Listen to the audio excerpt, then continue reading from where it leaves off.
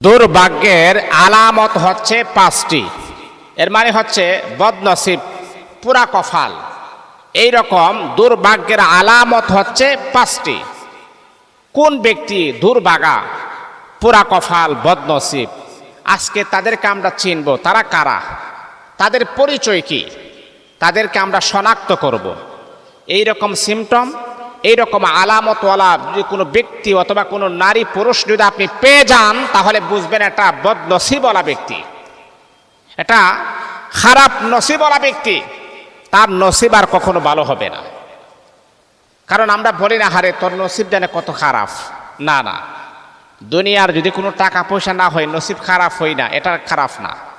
এই পাঁচটা সিমটমই প্রমাণ করে আসলে যে আপনার নসিব খারাপ নাকি ভালো।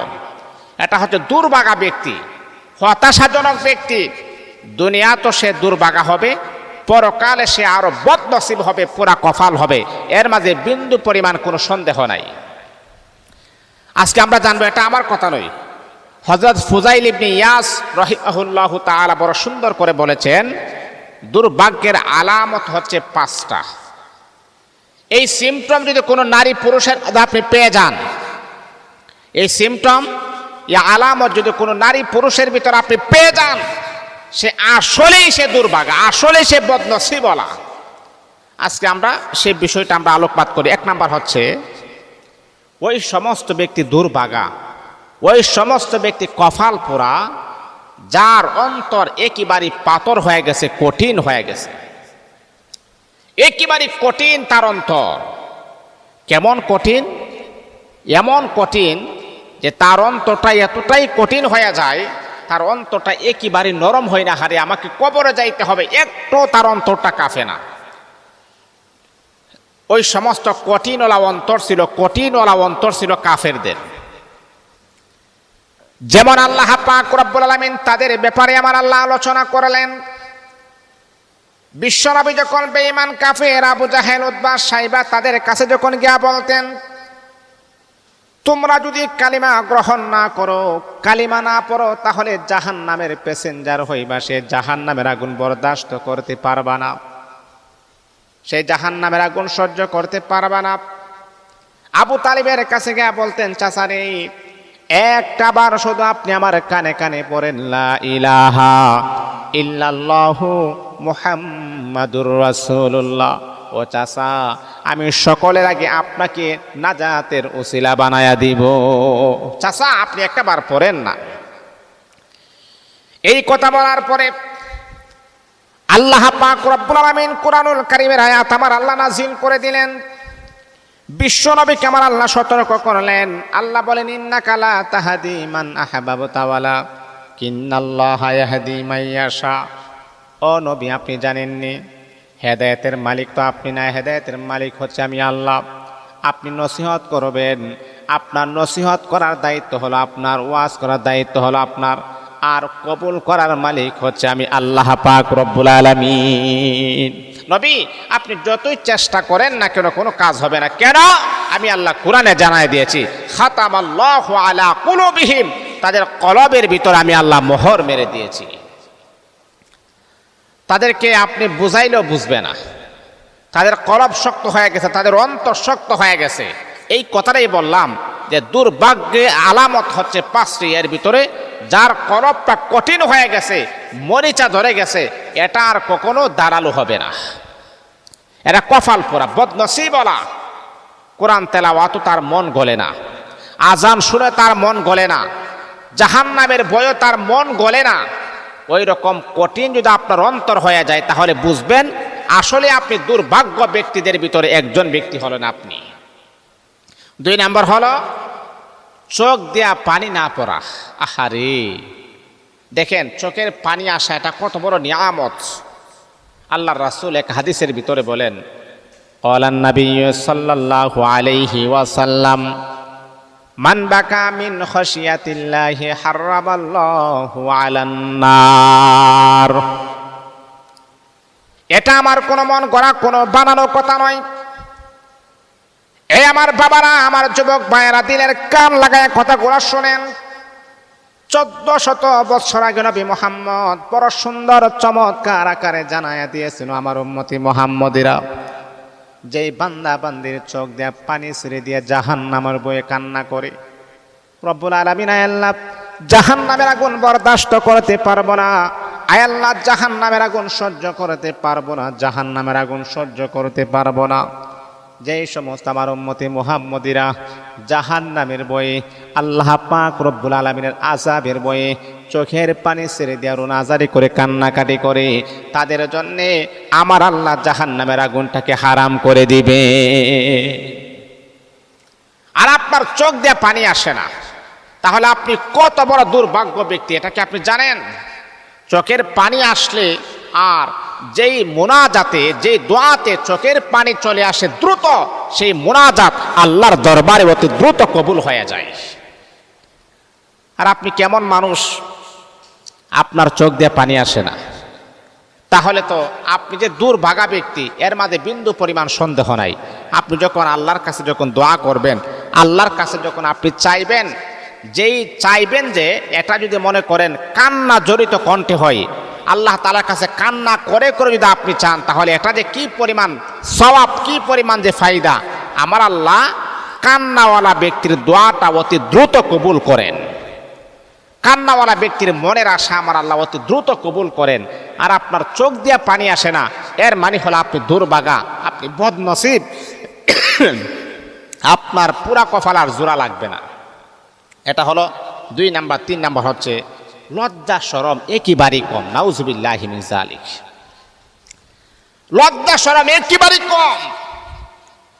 যেই মানুষটার লজ্জা শরম নাই, ওই মানুষটা মনে যা চাই সে তাই করতে পারে, তার মনে যা চাই সে তাই করতে পারে, যেহেতু তার লজ্জা শরম বলতে কোনো কিছু নাই।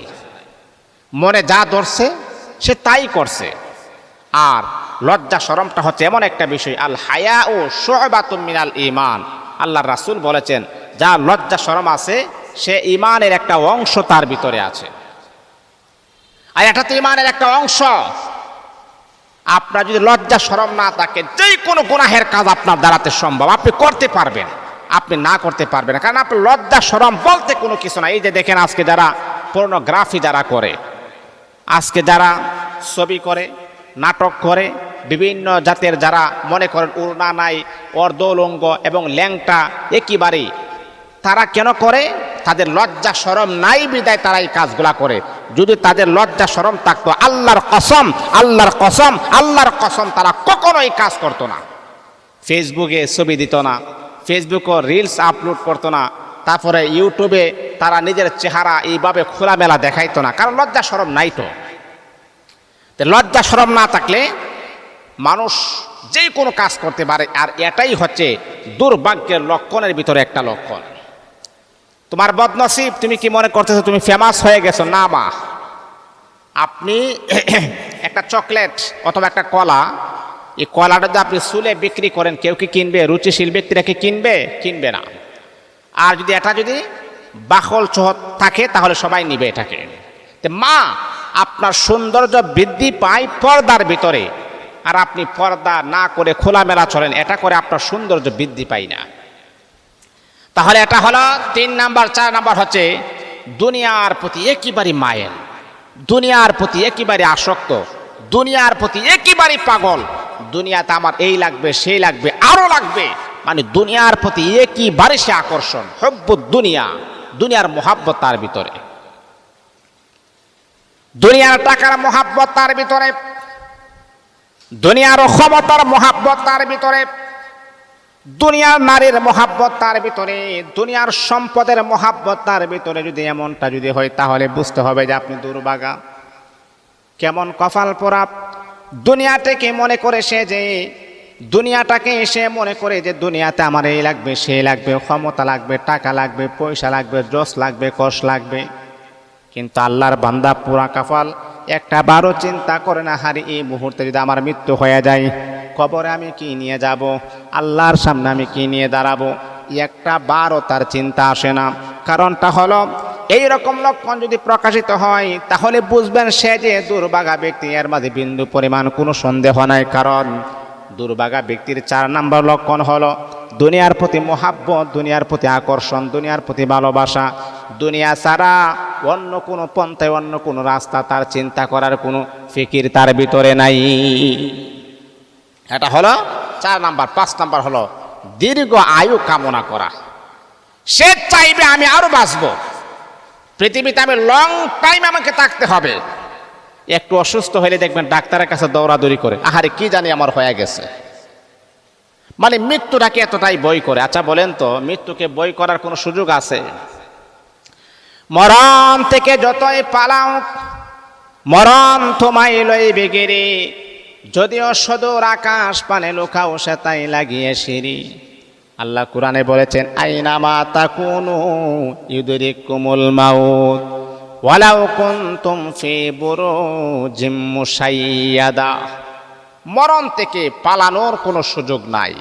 আহা, তোমার পূর্বপুরুষেরাও চলে গেছে, তাদেরও ক্ষমতা ছিল, তাদেরও দাপট ছিল, তাদেরও টাকা পয়সা ছিল, তারাও যেমন বাঁচতে পারে নাই, তুমিও বাঁচতে পারবা না।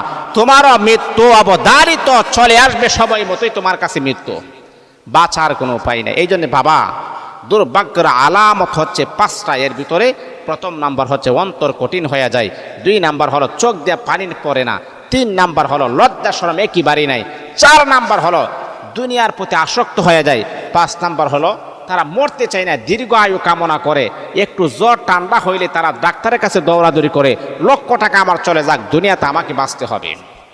এই জন্যে এরকম বদনসিবওয়ালা ব্যক্তিকে যদি আপনি পেয়ে যান, আল্লাহর কাছে যদি এইরকম গুণ যদি আপনার ভিতরে থাকে, আপনি এখনো সময় আছে, তওবা করুন, আল্লাহর কাছে ফিরে আসুন, আল্লাহর কাছে তওবা করে জীবনের জন্য আপনি শুধরায়া যান। বাবারে, আপনি দুনিয়াতে এই জিনিসের জন্য আপনি পাগল হয়ে যান। সবচাইতে বড় দামি এবং ভালো কপালওয়ালা ব্যক্তি ওই ব্যক্তি যেই ব্যক্তি আখিরাতের চিন্তা করে, ওই ব্যক্তি হলো জ্ঞানী, যেই ব্যক্তি দুনিয়া থাকতেই কবরের কথা চিন্তা করে। আল্লাহ আমাদের সবাইকে বোঝার তৌফিক দান করুন।